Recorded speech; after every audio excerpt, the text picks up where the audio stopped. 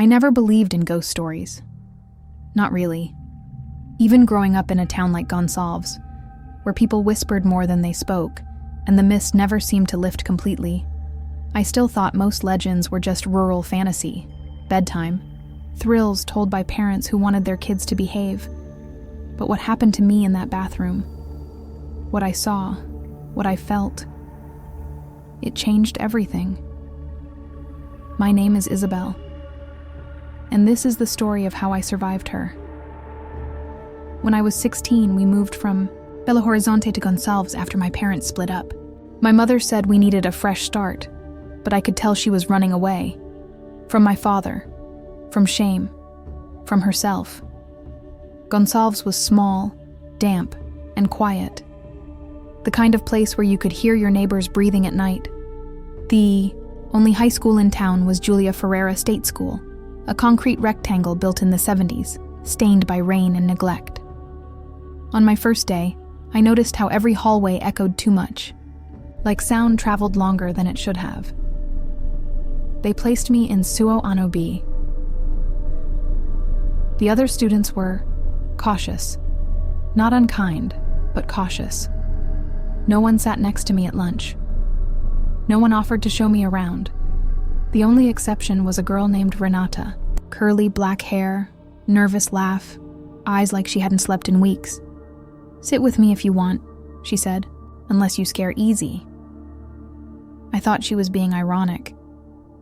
I smiled and sat down. "You're not from here," she said. "That's why they won't talk to you yet.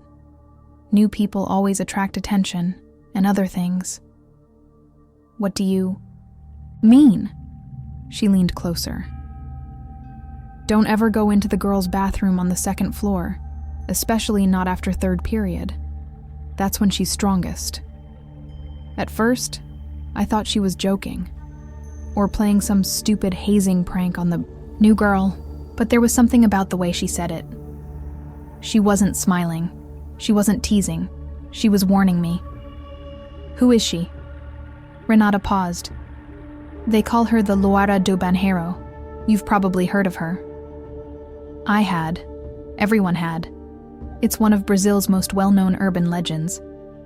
The ghost of a young blonde woman who died tragically, sometimes in a car accident, sometimes murdered by her parents, and whose spirit now haunts school bathrooms across the country. Each version of the legend changes slightly depending on where you hear it, but I didn't expect people here to believe it. They say if you say her name 3 times in front of the mirror, she appears. "That old story?" I laughed. "My cousin tried that once in Belo Horizonte. Nothing happened." Renata didn't laugh. "This school is different. Here, she doesn't wait for you to summon her. The first time I saw the bathroom, it was by accident. I had gotten lost on my way to biology and ended up on the second floor. The hallway was narrow, the windows small. Everything smelled like mildew and cleaning chemicals. I passed 3 classrooms before I saw the sign. Women's bathroom, the salle. Door was slightly open, the light inside flickering. I felt a strange coldness spill out into the hall. It wasn't the kind of cold you feel from air conditioning. It was deeper, heavier, like something invisible had just brushed against your skin. I stepped closer. Inside, the bathroom had 3 stalls. The mirrors above the sinks were all cracked at the edges. There was something smeared on the far stall door, maybe graffiti, maybe something else. I couldn't tell. I leaned in. That's when the door slammed shut. Not mine. The far stall. I froze. Every hair on my body stood up. I waited, thinking someone might come out, but no one did. Then I heard it. A whisper. Faint, so faint I couldn't make out the words. Like someone breathing my name from behind the mirror. I ran. I didn't tell anyone. Not Renata. Not my mother. I convinced myself it was just stress. Just nerves from the move. Teenagers are dramatic, right? That's what I told myself. But that night, I dreamed of her. I saw a girl standing in front of the mirror in the same bathroom. Her hair was long, blonde, wet. She was crying. Blood dripped from her nose, but she didn't wipe it away. She just kept looking into the glass. And then she turned, slowly, toward me. Her eyes were black, not dark, not shadowed, black. Like 2 open holes into nothing. I woke up screaming. The next day, I begged Renata to tell me everything. She was a real person, Renata whispered at lunch. Her name was Helena. What happened to her? She was a student here. Years ago, back when our teachers were still kids. No one knows the full story, but they say she was beautiful, blonde, rich, always top of the class. But something happened. Some say she got pregnant and her parents locked her up. Others say she went crazy and killed herself in that very bathroom. That's awful. It gets worse. The teachers covered it up, changed records, buried the scandal. But her spirit stayed, especially because no one remembered her real story. That night, I looked up old school archives. There was no mention of any girl named Helena. No accident, no suicide, nothing. It was like she had been erased, which, if Renata was right, was exactly what kept her here. Things got worse after that. I started hearing footsteps in the hallways when no one was around. I'd find my locker open when I knew I had closed it.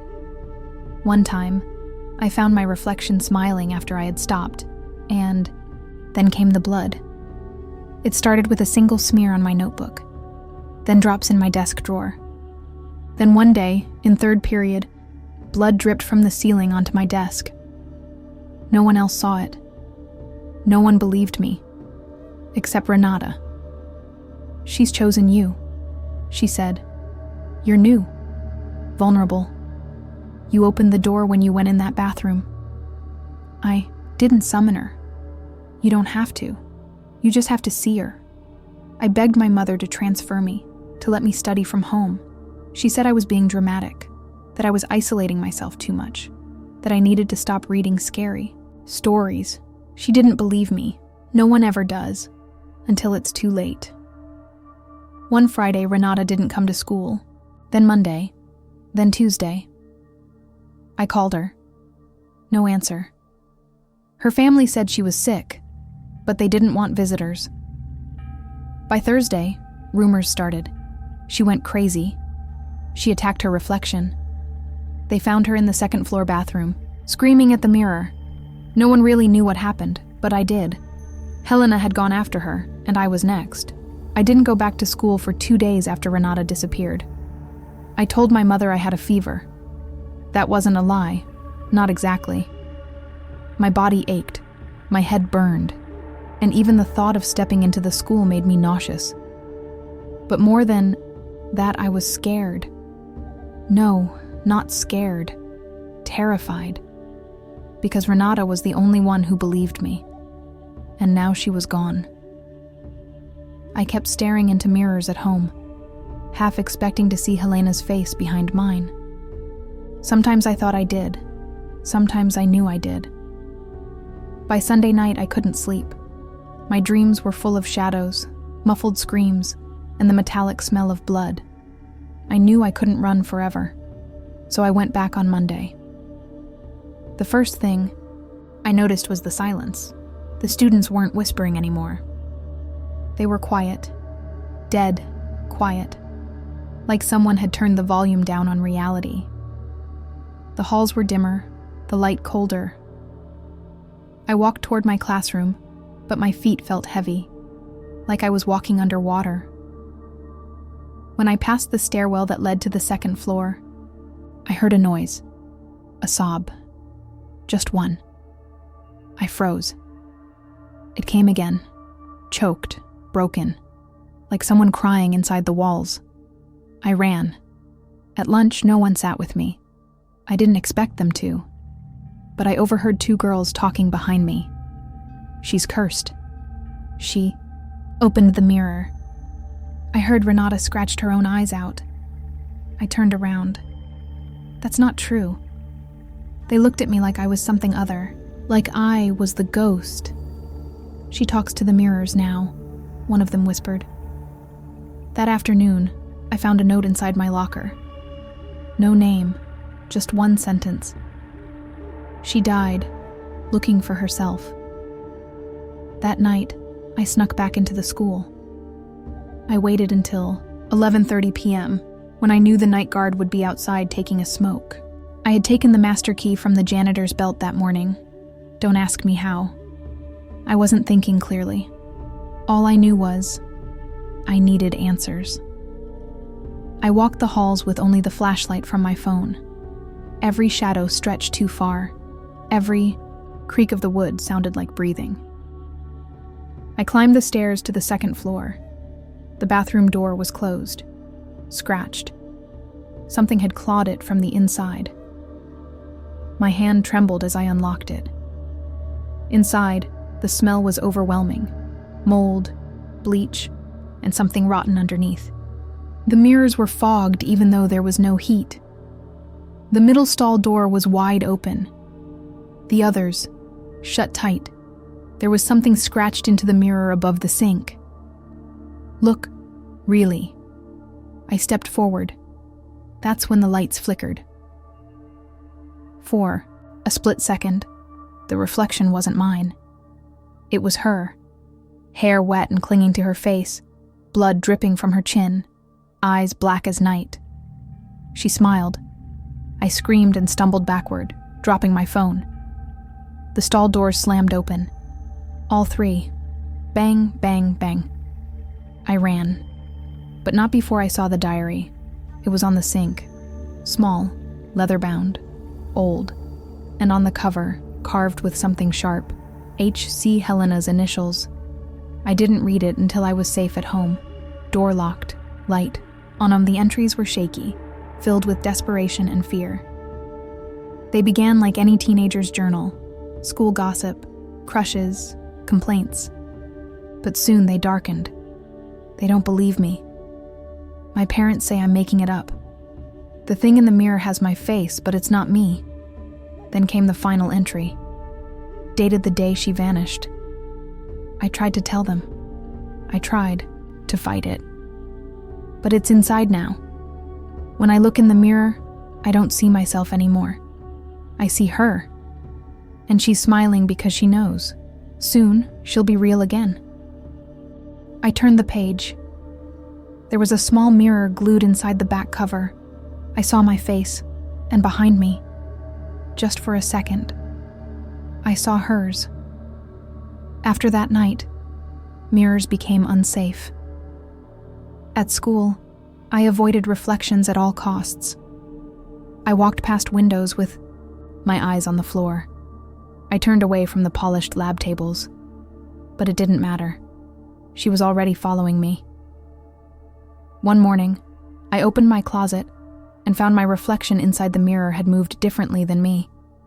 It blinked when I didn't, tilted its head when I stood still. I slammed the door shut. Later that day, I caught my reflection grinning after I stopped smiling. I went to the principal. I told her everything. About the diary, about Helena, about Renata, about the second floor bathroom. She didn't believe me, but she looked unsettled. I've worked here for 20 years, she said. There's always been stories, but nothing real. We don't speak about them. It's better that way. You're wrong, I said. Something is happening. She shook her head. Stop spreading fear. You're not helping yourself. 2 days later, she resigned. No explanation. Things escalated quickly. Students began having nightmares. Teachers complained of whispers in the halls. One girl collapsed after seeing her reflection smile back with rotten teeth. The school tried to cover it up, said it was stress, said it was collective hysteria, said it was teenage imagination. But I knew the truth. Helena was waking up, and I was next. One evening, I stayed late to clean the chemistry lab after an explosion during class. Everyone else had gone. The building echoed like a tomb. I kept my head down, avoiding the window above the sink. Then I heard it. A knock. Not at the door. At the mirror. 3 soft taps. Deliberate. I looked up. She was there, standing inside the mirror. Same bloodied dress, same black eyes. This time she opened her mouth and spoke, but I heard it in my head. You took my diary. You see me now. You're mine. Then the lights exploded. Glass flew into my arm. I screamed and ran. I didn't stop until I reached the gate, bleeding and breathless. At home, I burned the diary. I thought maybe destroying it would break the connection, but the reflection didn't vanish. In fact, it got worse.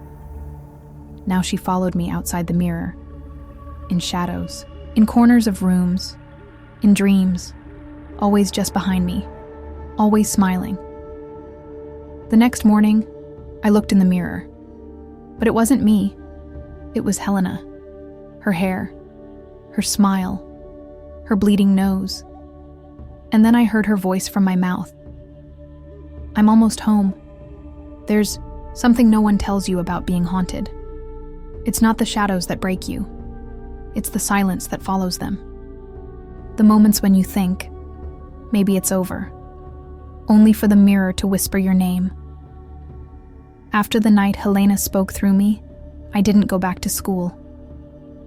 My mother, exhausted from my behavior and believing I was having a breakdown, called an aunt in Sao Paulo and started packing my things. She wanted me gone. I couldn't blame her, but I knew something she didn't. If I left Gonçalves, she would follow. This wasn't just a haunted school anymore. This was personal. Helena had chosen me, and if I didn't stop her, she wouldn't stop either. I spent hours researching local records, digging through dusty archives in the town library, sometimes pretending to be working on a history paper.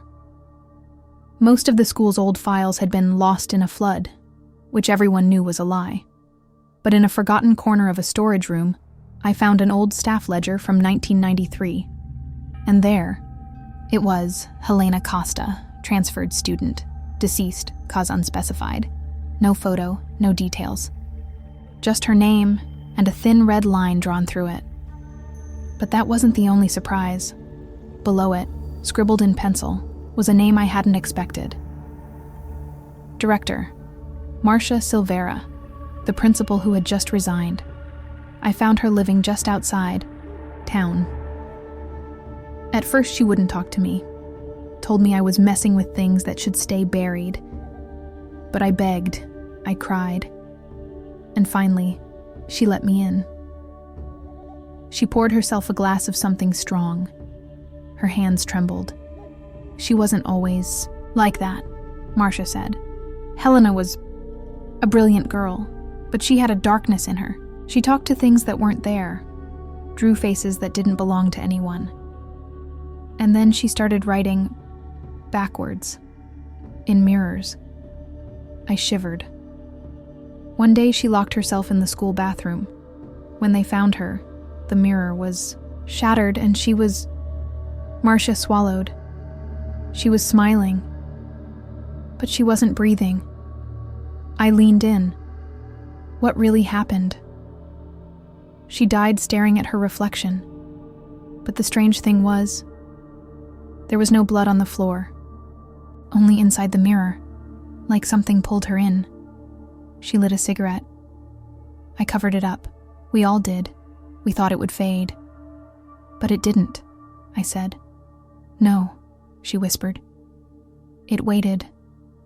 That night, I made a decision. I wouldn't run anymore. If Helena wanted me, she'd have to take me face to face. I returned to the school at midnight. I had no key this time. I broke a window in the back of the cafeteria and climbed through. My arm bled again. Maybe that was part of it. Maybe blood called her. The halls were darker than before. The school felt abandoned, as if it had been waiting for me. When I reached the second floor, the bathroom door was open. Not cracked. Not ajar. Wide. Inviting. Inside, the lights flickered. The smell of iron was thick in the air, and in the mirror she was waiting. She didn't scream. She didn't crawl out of the mirror. She just stood there, her dead eyes locked onto mine. Then, the lights went out completely. I stood in blackness. And then, I was no longer alone. The whisper came from everywhere. "Isabel. Isabel. You called me." A hand touched my shoulder. I turned around, but there was nothing there. And then the stalls began slamming again. Bang, bang, bang. But it wasn't just the doors. The mirrors shook, like they were trying to break from the wall. I screamed. The mirror lit up. Only the mirror. And inside it, Helena opened her mouth unnaturally wide. A scream without sound echoed in my bones. Then the sink exploded. Shards of porcelain ripped through my leg. I fell, blood soaking my jeans. But I didn't stop.